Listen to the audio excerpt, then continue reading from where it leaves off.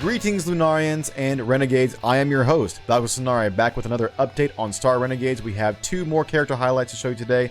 I'm very excited for it, so let's get into it right away. The two characters that we will be showcasing for highlights today are NAVA TOVAR and XERX NRZA. Let's start with NAVA real quick. We can see that her class type is called a Spectre. Her character type is described as an Assassin, a Stun, Stealth, and a Light Support. Here's a ranking I haven't seen yet. It is A+, so apparently this is either the highest ranking or it may in fact go up to S, we shall see. But her damage ranking stands at an A+, which is her highest point. Her secondary rankings at B are Stagger and Support. Armor damage and speed are at rank C, and regen is at rank D. Looking straight away at her character sheet, we notice we have a few powers here to look over. The first one that is selected is called Backstab. This is a heavy attack doing 59 damage to the enemy itself. I do not know what this symbol with the target around this means. This may mean single target, I have no idea. If you do know what this particular icon means when targeting an enemy, please let me know in the comments below. I've seen different icons on the previous highlight video I did of Bentley and Win. Further effects on the crit bonus, we do 20 extra base damage along with 7 armor damage, and we have a 15-second jump in the timeline if you do indeed crit. If I am wrong about how this actually works, my assumption is that if you do crit, you are pushed ahead 15 seconds within the timeline. If this is incorrect, I want to know about it. Correct me if I'm wrong in the comment section below, please. Next ability we have is her normal one is Blade Shot. Normal attack does 35 base damage to a different target enemy. See, this is different than the previous target. I have no clue what the difference is between this target and the previous target that had an actual target icon around the enemy icon. Crit bonus is very basic, 12 base damage, 1 armor damage, and 35 seconds pushed ahead into the timeline if you do indeed crit. Next one is a simple defensive skill. I've seen this on multiple characters, so apparently you're going to have this skill on each individual character. Maybe some do not have the luxury of it, but it seems to be a universal skill instead of a specific skill to the character themselves. Here's a new power that seems to be specific to NAVA herself. It's called Dissipate. I'm noticing a new icon on the top right hand corner right here. This looks like it's doing burn damage maybe for 15 seconds within the timeline that the enemy takes their turn. I have no idea. Please let me know in the comments below once again. Besides that, it is a light attack, does very weak damage against the enemy. However, its main effect is that it cancels guard, overwatch, cover fire, repulsed, and can only be executed once per combat. Crit bonus is a 7 base damage bonus with a stun as well. So per the description, can only be executed once per combat. This is going to be a very situational move that you need to use very carefully. I can kind of gauge what guard does. I do not know what overwatch means. Cover fire is pretty self-explanatory, and riposte is probably a parry, but what does Overwatch mean? I would like to know that as well, so please leave me a comment. First card that we're seeing for the campsites is Blinding Paradoxes. I've been told that this icon right here, which confused me in the first character highlight video that I did, is the number of times you can use this card. I'm going to assume there's ways to refill this counter, but in very specific scenarios, probably through looting, through enemies, and on the world map as well. If you have seen my previous video, I mentioned that the heart icon gives points to your friend gauge depending on what companions you have in your party. This card gives this effect, including what's written in the text here: heal health 25%, health damage plus 10%, and lasts for 2 combats. It gives it to every single person that is within your party. Other card that is being showcased right here is called Foreknowledge. It's a preparation card that gives shield defense of plus 15% and lasts 2 combats. Very specific, looks like it only gets 1 use, but it also gives 5 hearts to a single friend that you give it to. So this seems to be more of a card that has a focus on increasing your relationship gauge quicker rather than doing combat effects, because the combat effects is good, but it is very minuscule comparatively to the value that you see here. Moving on really quick, I want to show the animation of her leveling up. I think it's from 9 to 10. Let's watch. Level 9 going to 10, we get a plus 9 health bonus with a new power, Blade Shot 2. Next scene is a campfire scene with another character right here. I do not know who this character is. Kind of looks like Samus. Zero Suit Samus. But we have a picture here of NAVA doing her animations here within a conversation at the campfire site. Let's watch a little bit of what can be showcased here in the art style. Really awesome visuals that we have going on here. I love all the pixelation. It's absolutely gorgeous, man. Love every little bit of it. After said conversation, we notice that the relationship gauge has increased to the first tier, unlocking new traits for both characters. NAVA has received a trait of plus 10% damage, and Zero Suit Samus has received a trait of extra crit damage 1, which gives plus 15% to her crit damage. Immediately following this slide right here is a battle animation of NAVA herself. I cannot wait for you to see this. This is kind of like the biggest highlight of the entire showcase here. So let's check out what she can do. and huge crit damage, 71 damage, does armor damage as well. And there's something that I noticed right after it happened. There is a break.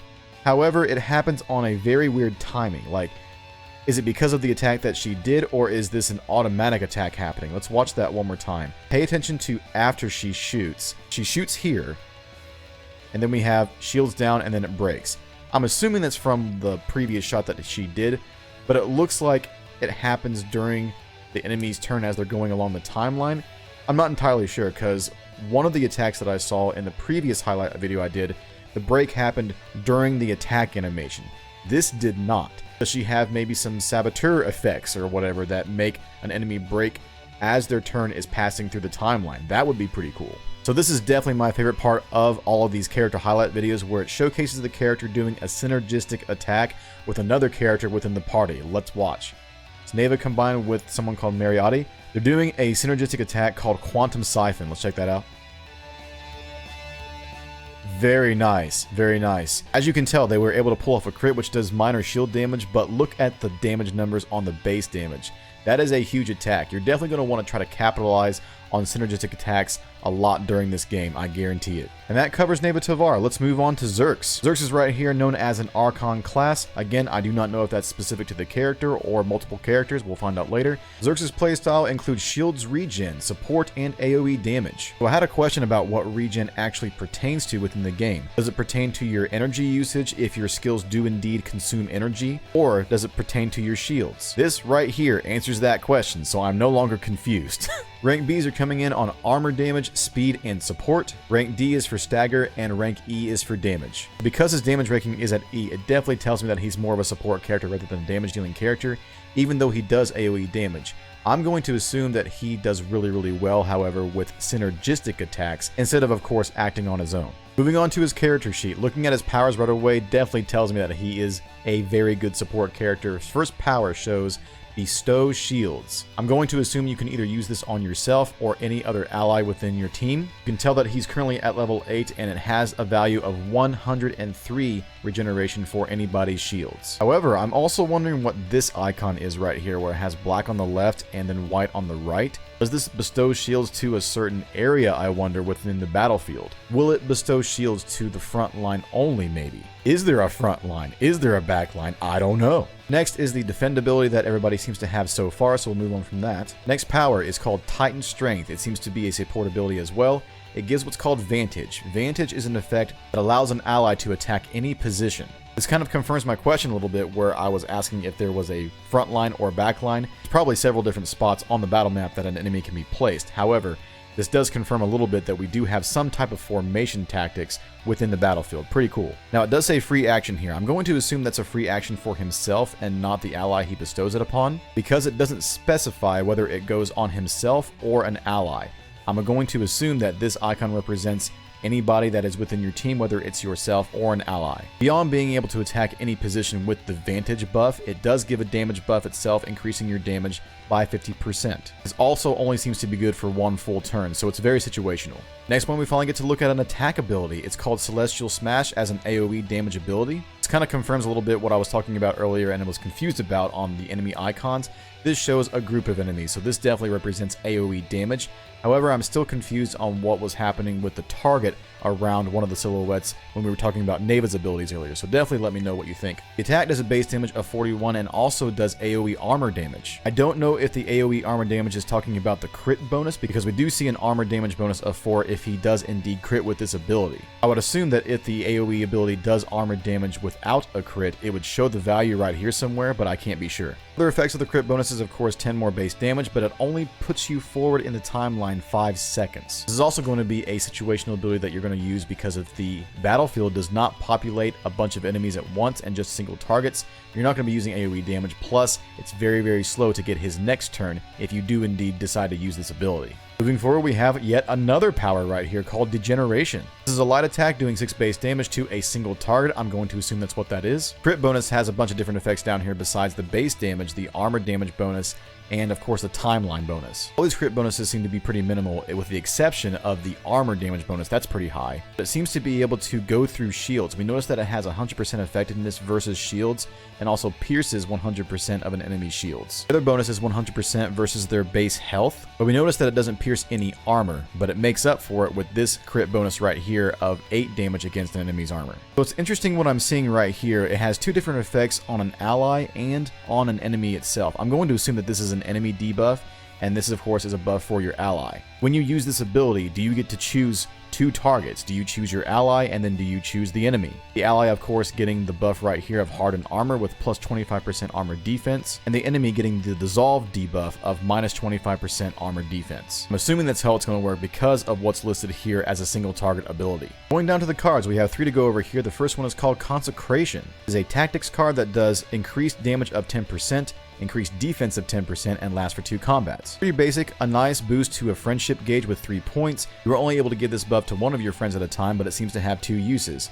You do have 2 companions over here, so I suppose this is true that these are indeed the uses. You can just pop this for one of your friends and then pop it for the other one, assuming you can use multiple cards per campsite visit. Going towards the middle card right here that has the same graphic, it kind of confused me a little bit. I thought they were going to be the exact same card, but this one says Preach.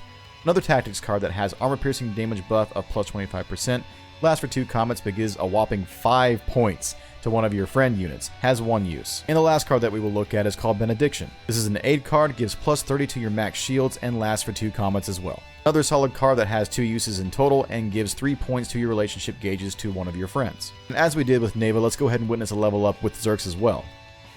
Leveling up from 1 to 2, we get a bonus of plus 11 health and getting a new power, Titan Strength, which we did go over previously. It's pretty cool that he gets this ability so soon because I can tell it's going to be pivotal for your survival during early game. Moving on to some dialogue animation, let's check this out. I do not know who this character is, but the animations once again are absolutely gorgeous. Can't get over it, man. There's Win right there. Fantastic. We covered her in the previous guide video. Right here, we get to witness some combat. I think he's doing some support abilities. Let's check it out. We notice we have a value of plus 82 shields on Win right here. I think this is Win. The Archon, or Xerx, is back here. Let's see what he does. It seems like he gave a buff to that. His name is Nodo. I think his name is Nodo. He gave a shield buff to Nodo. You can tell by the value increasing by 30. I'm wondering, is this a recovery of shields or is this an increase to his max shields? Moving on with the battle animations, once again, this is my favorite part of these character highlights. We have a synergistic attack called Titan Blood Rune between Bentley and Xerx. Let's watch. Cloaking and shoot from the sky. That was legit. Hold on. I want to see that again. Couldn't actually tell what Xerx was doing. Did he disappear and like shoot something from the sky? Let me see that again. Titan Blood Rune. Let's check it. He disappears. Yeah, he totally went from the sky and like shot a freaking, I don't know, Kamehameha blast from the sky. That was legit, man. I like this character a lot, actually. And that's going to do it for my update video for you today, folks. I really do hope you enjoyed these highlight videos of these characters. Of course, as they continue to come out on Massive Damage Games YouTube channel, I will go ahead and make a video for new characters that do release. I don't know how many more videos we're going to get released because the game is due to release very, very soon. Right now, it's August 20th. The game is due to release on September 8th. It is a PC release on Steam, GOG, and the Windows Store. I really hope you guys are hyped as much as I am to play this game. I'm going to be streaming this, of course, on my Twitch channel. If you are not following me currently, you can find that in the description below, along with all the other Star Renegades resources I have put together for you. You can find the main website, you can find Massive Damage Game socials, you can find Raw Fury socials. You can even find the Discord server in the description that the developers are hosting. You can find me in there as well. Go ahead and join that Discord server up if you are a user, and we'll have a chat live. It'll be pretty fun. Leave a like if you enjoyed, subscribe if you want to see more content like this, including guide videos and Let's Play series on Star Renegades. If you have not checked out my character highlight overview of both Win, Syphex, and Bentley, you can find that in the outro of this video. Stay tuned. It will be right there for you. If you are interested in watching any other content besides Star Renegades on my channel, you can find my first playthrough of a new game called Brigandine: The Legend of NERZA. In the top right hand corner, click the card, and I hope you enjoy the playthrough. I am your host, Valkyrie Sonari. Farewell, Renegades. Peace. Bye.